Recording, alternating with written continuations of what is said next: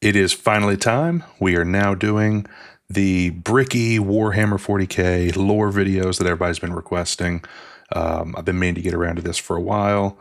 There's just a lot of them out there. So I've picked about 5 or 6 that I think are probably the most relevant. And then we're going to go ahead and watch those, and I'm sure I'll get lots of feedback about how that turns out. This first one is the timeline of 40k lore. So let's check it out right now. And starting the screen in 3, 2, 1, go. In the grim darkness of the 41st millennium exists the Empire of Man, a backwards carcass of an empire comprised of many devoted forces, gigantic robot knights, religious machine cultists, and incredibly heavily armored women, most likely with sweltering abs. And one must know what those abs taste like.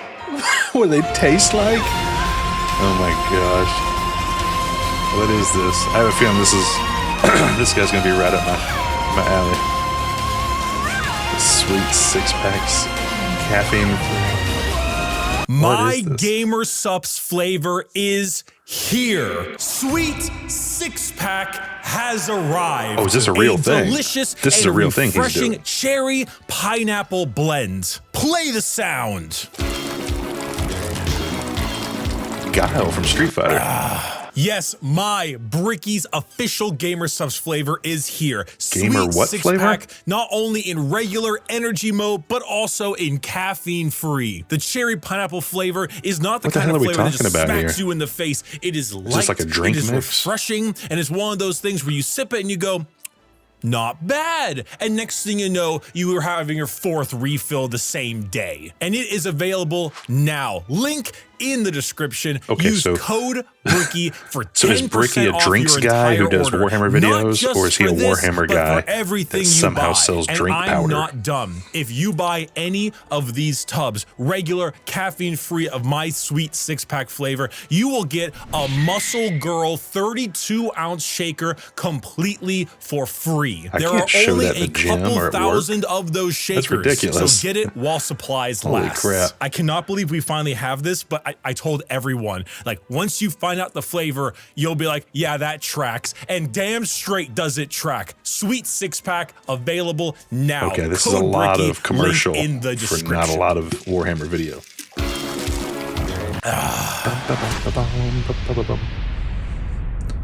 That reminds me, I just picked up Super Street Fighter 2 for TurboGrafx, PC Engine. Playing for those ultras? Well, we're Oh, we gotta skip these commercials. Here we go. All right, Bricky. The age of knowledge and enlightenment has ended. No doubt. The age of darkness has begun. Is he talking about America 2025? Roughly 60 million years ago, there existed aliens. And these aliens lived short, painful lives. They belonged to radiation-stricken worlds and often died of various cancers before the age of 30. These aliens, the Necron tier, looked up to the stars and found extreme beings of real power. Beings with the ability to create life. The Old Ones of the galaxy. They asked these Old Ones for help. Please cure us of our ailments. To which the Old Ones said, no. Piss off. So the Necron tier gathered together and did the sensible thing. They declared war upon these old beings and were promptly beaten into the dirt back to their short, painful lives. In the world of Warhammer, there is a hell. That's the bolt gun this cover. hell I like bolt gun. is not like you and I know it. It's more of an afterlife, a place where dead souls end up. This place has many names: the Empyrean, the Sea of Souls, the Immaterium, and the Ether. But mostly, we just call it the Warp. While you and I know that's what everybody's hell talking about. As a place of I thought the Warp horrors was and like punishment, a type the of Warp travel. Isn't really that. Not in the beginning. It's energy, but the kind of energy formed from thought and soul. Psychic energy, where the dead souls of people end up in a place that is impossible to understand. No laws of reality exist. Yeah, singularity. Time is merely a suggestion, and it is not something that can be braved easily. The Warp would be like sailing the ocean in a pirate movie. To jump from your ship would be certain death. To stay in the sea for too long on your boat could drive a man mad. And there are many dangerous things lurking in those depths. Yet the sea is not evil. It simply is. It doesn't have its own consciousness or its own agenda. There are more malevolent beings in those waters, areas that you do not sail towards. This would be known as the realm of chaos. The realm of chaos exists in the warp as a special area led by 3 chaos gods. Khorne, the god of combat, murder, and slaughter, with a pile of skulls taken in his name. Tzeentch, god of change, mystery, that's the one and deceit, from the a confusing paradox of lies, the video schemes, I did, and sorceries. the secret level episode I did that everybody corrected god me. of rot, pestilence, and Genshin Impact. All things rot in the end. I think I'm playing. And Grandfather Nurgle is waiting for you with Chaos open Bane. arms. I think Nurgle These gods ruled their Chaos respective Bane. realm in the warp, sending their many followers against each other in the great game to be the most powerful of all the gods. So the warp exists. Hell is real, parallel to our galaxy, with the realm of chaos and its gods fighting for control. But there are also gods of real space, gods of the normal world too. They're called Catan, and they eat stars. Do you think God stays in heaven because he too lives in fear of what he's created? These star gods saw the plight of our poor Necron tier and how the old ones cast them aside and said, you know what? You guys want immortality? Oh, we will make it happen. We are the gods of the tangible, of real space. We can give you a cure. So then they ate all their souls. Yeah. And turned them into robotic automaton, feasting on their souls and leaving a hollow shell of an intelligence left that is technically immortal. With the power of an entire species' souls, they turned their new robotic slaves on the old ones and hunted them to extinction. The Necron tier, now the soulless, undying Necrons, got their wish at the price of their souls. But we can count the number of kind gods on an amputated hand. With time, the selfish star gods turned on each other, fighting one another for more chances at glory and power. With this, the leader of the Necrons, Zarek, the Silent King, the man who doomed his species when he accepted this deal, waited, planned, bide his time until he seized the perfect moment and turned his legions of undead citizens against the star gods. Gods cannot be killed, but they can be broken. So Zarek broke the star gods into thousands of pieces and locked them away in vaults, taking their free will away as they did to them, and sealed them away as basically Pokemon to be used as weapons in the future. I choose you. It's Pikachu! It's the Void Dragon. Zarek then, with his perfect memory, exiled himself for his sins, flying out to the darkness between galaxies to atone for what he had done. This entire situation, the genocide of the old ones and the rebellion of Zarek, will go down in history as the War in Heaven. It is the most brutal war the galaxy has ever seen and ever will see. This was a conflict that took an entire galaxy-spanning species and pitted them against gods that ate stars. The Necrons, rather crippled from, the War in Heaven, decided to go to sleep in gigantic tomb worlds on various planets until the upstart species of the galaxy died out. And so turns out, when you have a war that lasts tens, hundreds of thousands of years and involves the genociding of multiple species, the old ones of the galaxy, and the consumption of souls from an entire race, the warp gets a little wacky. You know, if you had a kiddie pool and it was nice and calm, Khorne is over there splashing about, so you don't really go in that direction. Nurgle has explosive diarrhea, so you don't really go in that direction either. But you can still kind of get in the pool. The pool's still fine. Turns out when you add a couple trillion souls to that kiddie pool, it'll make the waves a little more turbulent. And turns out a lot of them like to pick a side. The artwork in this is amazing. Tzeentch, or Khorne. So the once calmer warp, the once relaxing kiddie pool has now been bloated. A million years of war will certainly make Khorne, god of murder and slaughter, more powerful. A million years of war will probably make Tzeentch, god of deception and change, a little more powerful. And good God, a million years of war will make Nurgle, god of decay, oh, just the tiniest bit more powerful. Now, entering that kiddie pool is no longer fun, it's dangerous. So I draw a lot of the warp parallels. Is now a problem. Hell is resembling hell a lot closer to what we imagined it originally. The Sea of Souls and the Realm of Chaos are now intertwined. So who else to brave the galaxy than a species that won't need to deal with that?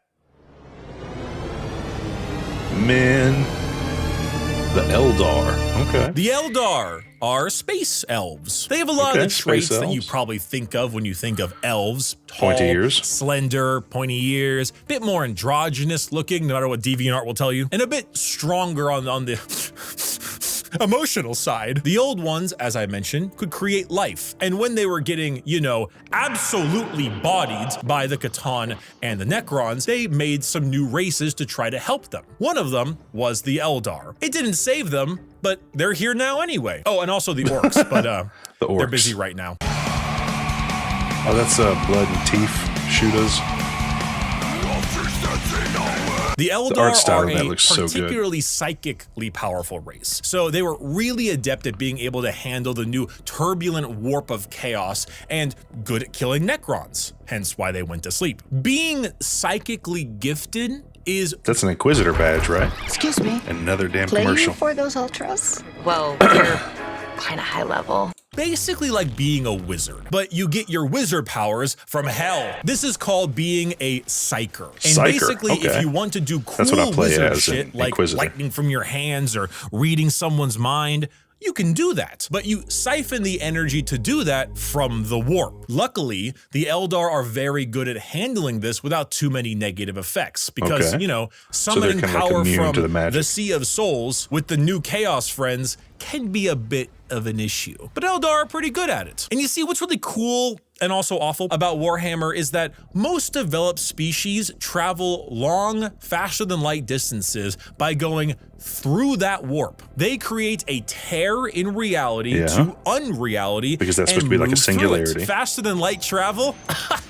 Cringe. We go through hell itself to deliver your packages. For those of you who play Minecraft, you know how the Nether is like a pocket dimension. So moving 10 spaces in the Nether is actually moving something like 1,000 in the real world. That's basically what warp travel is. Just much like in the Nether, there are a lot of things that want to kill you. The Eldar found a way to do so in between realities. Not regular reality, not the warp, something else. A purgatory of sorts, a fabricated psychic realm that allowed them to travel without fearing the negative effects of they're traveling on the outside of the warp line? Perfect fit for the new galaxy, and they took it with open arms and pointy ears. The empire of the Eldar spread everywhere, and it spread all the way until now, the 21st century. That's right, while you were watching NPC streams on TikTok, the space elves were ruling the galaxy, and they did so for quite a long period of time.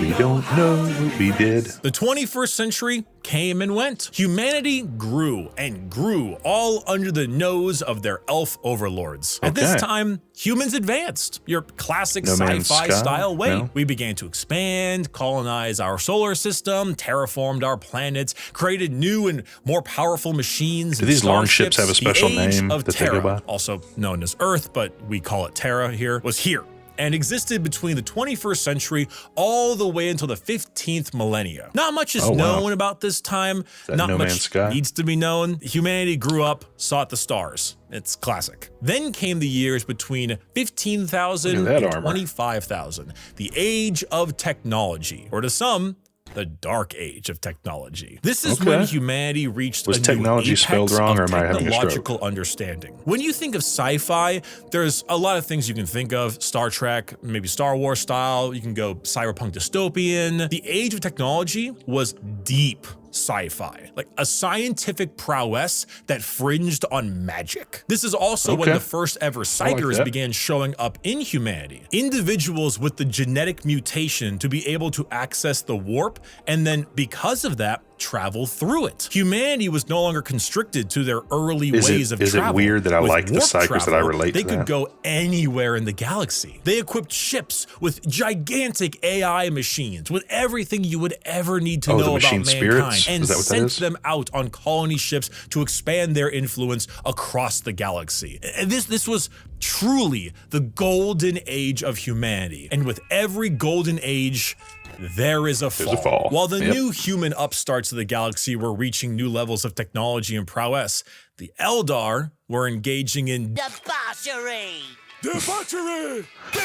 Debauchery. What happens when a species has everything? You can produce unlimited food out of nothing. Your need for farmers and workers, gone. You have dominated the stars and have created a fast travel system that doesn't rely on the dangers of the warp. You have nothing else to do. You have no struggles, no problems, and feel as if there is nowhere else to go. Start a war somewhere else. You begin to experiment. The Eldar started harmless enough. You know, you take a serious interest in your species' culture, your arts, paintings, poems, plays. These are Eldar, elves, remember? Their emotions are heightened, kind of a weird, more powerful than us humans. painting. So your plays get louder. They start to push on the limits of your hearing ability. Your music becomes different, more deranged. It pushes the boundaries of what is art. The visual spectacle of art becomes more bizarre, more delusional, more eccentric. And let's not forget a very important sense. Touch. Pornography is one thing. I'm a virgin. Brothels is another. What if they all mixed? What if your brothels were part of your art and music? And what if those became more deranged? Is this really part of the lore? The boundaries of debauchery were not just met, but shattered. Next thing you know, murder is commonplace and often mixed with the art, music, and sex. Pain is a common byproduct of entertainment. Whatever sensation you can have must be increased, must be enhanced, must be taken to the limits. The Eldar Empire slipped into a nightmarish realm of debauchery and excess, with the worst of it taking place in a city in the Webway, a black market for these kinds of heinous acts known as Kamara. Some Eldar saw the writing on the wall, saw what was happening to their species and how far they had slipped. So they boarded continent-sized starships called craft worlds and left their empire, seeking a more enlightened, calmer existence among their peers. Is that related to like the Forge those world? In Kamara pushed it to even greater heights, relishing the pain and torment they inflicted on those around them. All during this, the warp, the yin to the yang of the world, was fed by these emotions, by the psychic power of the Eldar, by the souls taken in these depraved acts. I wonder where is he getting this information from? Is this from books or is this from Eldar tabletop games or what? Slanesh, the fourth chaos god, was birthed into existence and consumed the souls of 90% of the Eldar population. Those that fled were spared the worst of it, and those in the Webway and Kamara were able to stave off the pull of Slanesh so long as they continued to commit horrid acts of torture and violence. But for the majority of the Eldar, their empire died with Slanesh's birth. The new fourth chaos god, she who thirsts, the god of unspeakable excess of pleasure, pain, hedonism, and perfection,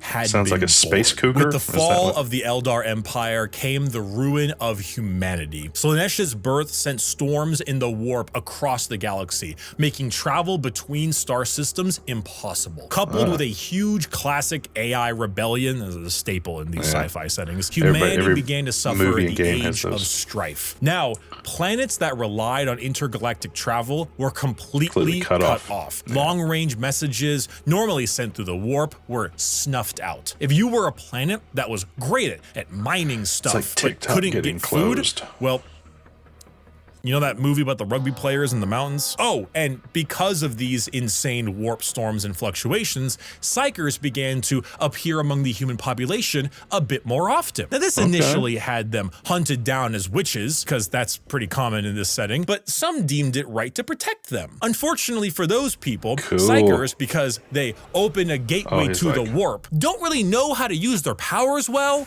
and they kind of attract demons, who then force their way through the psyker as a conduit of sorts and begin to slaughter the population of your planet. The Age of Strife was a catastrophic period of time for humanity and set back their progress tenfold over the not one, not two, but 5,000 year period. During this time, the age of humanity that we know began to form. Worlds equipped with large mechs for agriculture began to equip them with weapons to defend from alien and demonic invaders. Tell me about the two sickle insignia on the pauldrons there. The stupid commercials drive me nuts.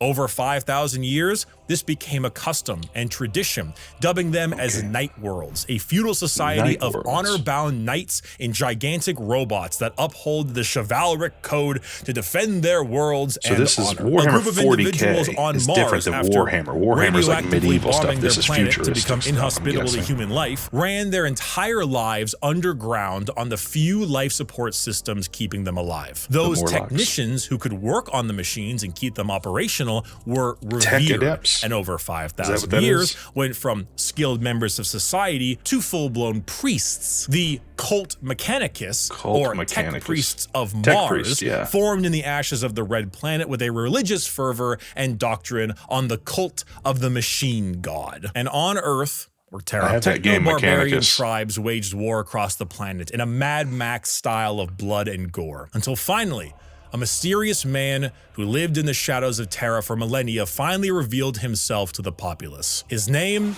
was the Emperor. He deemed himself the Emperor of mankind. Where did he come from? He deemed himself that. I don't know. Why is he 10 feet tall and the most powerful psyker of all of mankind? Oh, he's a psyker. I don't know. Why is he basically immortal? I don't know. Where'd Cotton Eye Joe go? Who knows? But he's here, and he isn't happy with all of you ripping up Terra. So he began the Unification Wars, where he and a very early version of the famous Space Marines, the Thunder Warriors, reunited Terra under a single banner.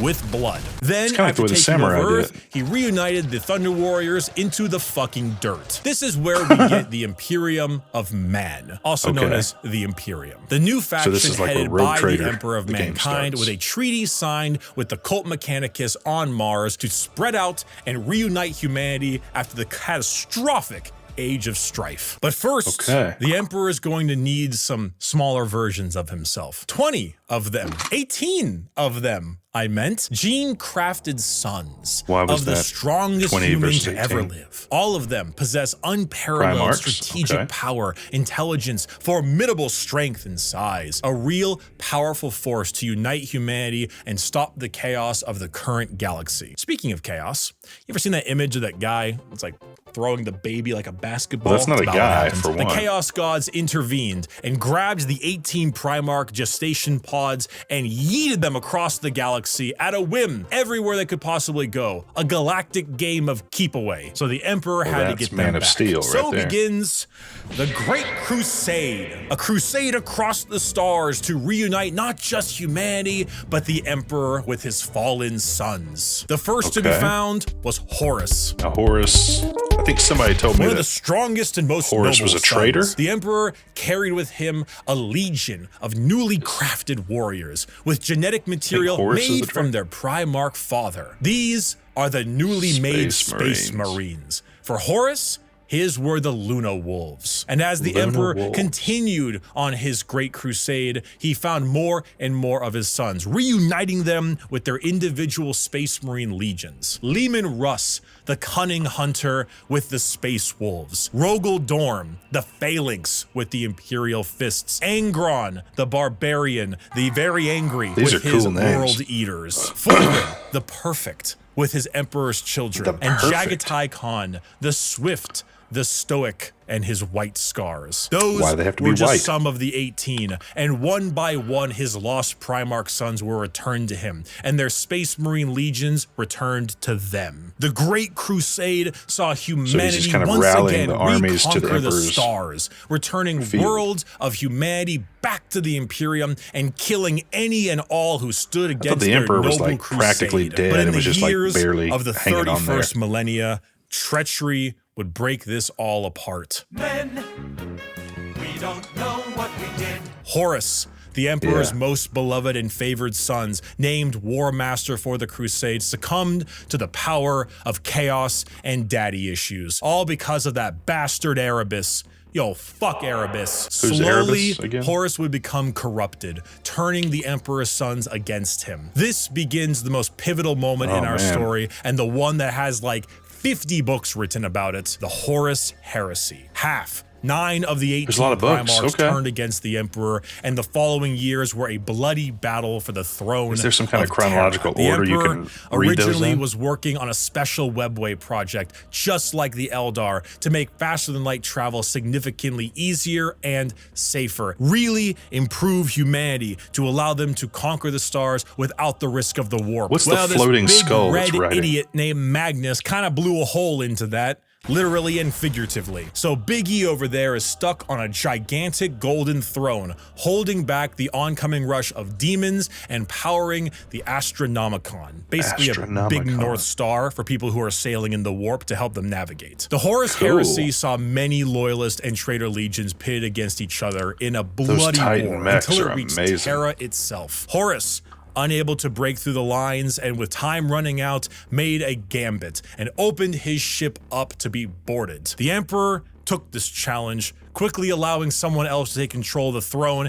as he teleported his way onto Horus's flagship, the Vengeful Spirit. The Emperor, unable to truly kill his most beloved son, changed his mind right quick when Horus strangled the life out of his other son, Sanguinius. Oh no! I'm sure you've seen this image at some point. The Emperor then said, I've never seen that. I'm not gonna sugarcoat it. and proceeded to psychically blast Horus into complete oblivion, killing not only his body, but also his soul. Okay. Horribly wounded from this duel, the Emperor is returned to the Golden Throne this might be in why order he's to weak keep and the barely hanging demons on. at bay and power the Astronomicon, because without it, humanity would be flying blind. There he sits, slowly dying at from his that. wounds and the strain of powering the Golden Throne. He's The just a only skeleton. thing keeping him alive is feeding upon the souls of 1,000 Psykers every single day. This was 10,000 years ago. We are now in the 41st millennium, modern day. Warhammer. So are Psykers like an endangered species 40,000. because he's eating so many of them? Another stupid commercial. So is he eating so many Psykers that they're a rarity now? 40K. The Emperor remains on his throne. The Imperium is a rotting carcass of an empire, a fascist, xenophobic cult that worships the Emperor as a deity despite him never wanting to be seen as a god. Over the span of 1 million That almost worlds, sounded familiar. the ecclesiarchy, the church of the Emperor, is spread throughout. Inquisitors with unparalleled go. power root out any sign of heresy or lack of devotion Okay, to the their red god purity Emperor. seals, The other right? half of the traitor legions move about as Chaos Space Marines, raiding and pillaging the Imperium, while the loyalist half does their best to keep the Empire alive. All throughout this, they must endure orc invasions, Eldar trickery, the reawakening of the Necron race, and the Great Devourer, the newest Tyranid threat from the darkness between galaxies that has arrived to feast on their worlds. Is Tyranid Xenos? Is that what they... The theme of Warhammer 40,000 is regression and intolerance. Every major faction in Warhammer has had an empire that spanned the galaxy only to be crushed back to a hollow shell of what they once were due to their own failings. Culture, the arts, personal freedom, religious tolerance, the simple possibility that alien life might not want to kill us is considered heretical and is often met with a pistol to the head. There is no time for these things. All there is time for is worship of the God Emperor and a million wars to be fought. To be a human in the 41st millennia is 99% of the time to live a horrible existence, to be one of trillions of other humans across a million worlds throughout the galaxy. A galaxy where AI is outlawed, so humans are repurposed and lobotomized to become slaves. A place where lack of devotion is met with death. And if you even have devotion, there is a good chance the threats to the galaxy, chaos, and aliens will kill you anyway. Warhammer is a world where you revel in being bad. There are protagonists, there are antagonists, but every faction is some shade of evil. Because playing the bad guys is always more fun. And my friend, you have a selection. So pick up that lasgun soldier. You and the other 3 million men and women in this single deployment on this single world in this single battle will now show them the might of the God Emperor. That weapon in your hands has killed 99% of the alien populations in this galaxy. Unfortunately for you, soldier, you're fighting the final 1%. May the Emperor be with us. Glory to the first man to die, for in the grim darkness of the far future, there is only war. In the grim darkness of the far future, there is only war. Okay. I kind of don't like the idea that the Space Marines are the bad guys.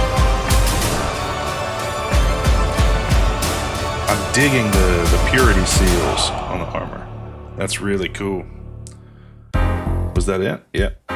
Nope, there's more. Is it another commercial? Thank you, everyone. I hope I have helped teach you about Warhammer. If you are a brand new person and you want to get a bit more about the world, there are multiple books that do a great job at showing off how the entire universe operates. For the most part, Warhammer is a setting, and often stories are told in that setting with a Warhammer coat of paint. Gaunt's Ghosts is Band of Brothers, but Warhammer. It's honestly one of my #1 recommendations for new people. Assassinorum Kingmaker is an assassin novel involving those night worlds. This is Mission Impossible, but Warhammer. Do any of you guys have a favorite book Blade series? Runner, but Warhammer. And the list goes on and on. If I had to recommend a brand new novel for a first-time Warhammer enjoyer, these are the 4 I would recommend. Horus Rising, Caiaphas Cain, First and Only Gaunt's Ghosts, and Infinite and the Divine. They are all fantastic novels, and they will get you acquainted with the world without needing to know too much. Thank you all so much for watching this video. Get yourself a Gamer Subs flavor. Enjoy the new sweet 6-pack. And if you're curious and you want, you know, just a little lore. Well, that's cool. That's cool. It it answered a lot of questions that I had, but it also brought up a lot more. It's also kind of like drinking from a fire hydrant. You know, you're just getting names and situations just thrown at you really fast. But I have a little better understanding of how it works now, and I think I'm going to need to dig a little deeper into each individual faction and kind of learn about those, because right now it just seems like it's human soldiers versus aliens or mutants of some kind. So I need a little bit more work on that, but we'll check it out. Maybe it'll explain it in the next video. All right. See you in the next one.